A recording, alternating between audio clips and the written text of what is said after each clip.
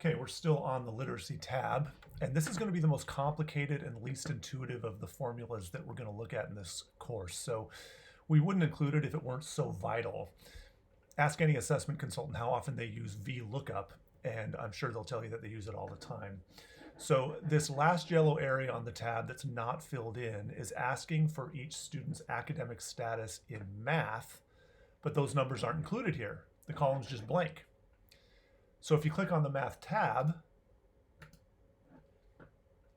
of your workbook, you'll see that the scores are here, but they're in a different block of data. So have you ever been in this situation? If you have, maybe you've combined the data sets by finding the student name. Maybe I look at Adam Ashcroft and I go over to Math and I find Adam and I copy and I paste the data over here. Maybe you've done it that way, and that way will work, but there are 84 kids in this class or in this list, and there might be 1,000 in a different list. So you can do it that way, but you're going to be calling a therapist at some point to deal with your stress and boredom. So let's make Sheets do it for us. So if we look at the cheat sheet down on the bottom, we can see that the formula that we're going to be using is Vlookup. And Vlookup matches values between data sets based on an ID or other unique value. So in our case, Vlookup is going to use the student ID in order to go to the other tab and find the matching values. So let's start writing our Vlookup formula by typing an equal sign, typing Vlookup, and opening the parentheses. If this help box didn't show up, remember you can click the question mark and it will show up. This help box is maybe a little bit less helpful than some of the others, but we can see that we need to provide 4 things to make this function work.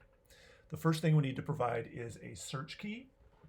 The search key is, in our case, the student ID. It's the key that we're going to use to find the data on the other tab.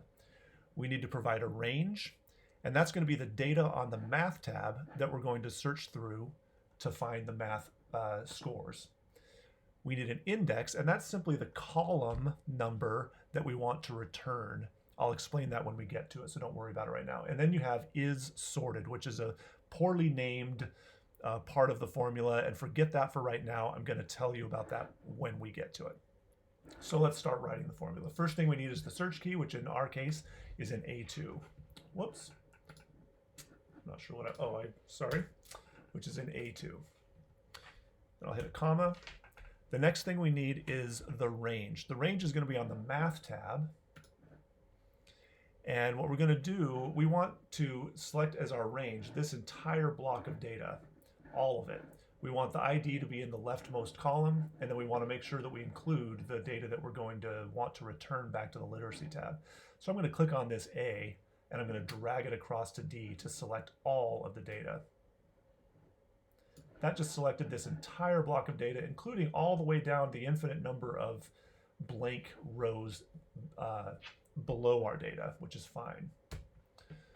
The third thing we need is index. And as I said, the index is just the column number that contains the data that we want to return to the literacy tab. In our case, we have column 1, or I'll close this. We have column 1, 2, 3, 4. So the index, or the column number, is 4. Now I told you that in this last part, which is here I'll open up the help again. The last part is the is sorted value. This is sorted value can do a few things actually, but for almost all the purposes that we'll use it for in our work here at Heartland, you should just enter the word false. When you enter false, you're telling Sheets to only return column 4 when the student IDs match exactly, which is almost always what we want. There are ways, just so you know, to do things like the next closest match, which in other situations is what makes sense. But for matching student data, you always want it to only return when the IDs match exactly. So you'll rarely use those other functions. So for now, type false as that 4th argument and understand that this is what you'll do 98% of the time. When I close the parentheses, which I've already done, and then I hit return, It gives me the data for this top student. I want to copy that data all the way to the bottom. Again, I can do that in a couple of different ways. The easiest way is this little blue box on the bottom right. If I double click that box, it will copy all the way down. I could also copy with Command C or just edit copy this cell and paste it in all of these. Or I could grab that box and drag it all the way to the bottom. If you have a long or a big data set, often double clicking that square is the best way to go. And so that's the way I can find data in another data set and pull it over into this one or into an original one matched on ID.